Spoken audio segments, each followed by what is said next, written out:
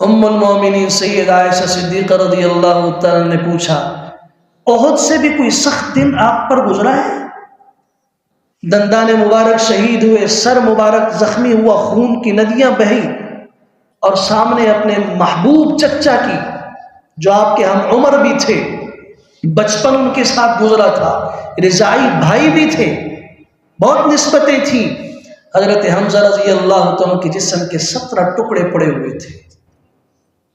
اس سے بھی کوئی سخت دن، 70 جانثار صحابہ، جس طرف دیکھو صحابی پڑا ہوا ہے، اس کے جسم کے ٹکڑے پڑے ہیں، خون۔ احد کی وادی سے جا کے پوچھو، میدان سرخ ہے۔ اس غم اور دکھ سے بھی زیادہ کوئی تکلیف کا دن آپ کی زندگی میں آیا؟ خیال یہ تھا کہ یہ تو بہت بڑا مشکل دن تھا۔ امام الانبیاء صلی اللہ علیہ وسلم نے فرمایا ہاں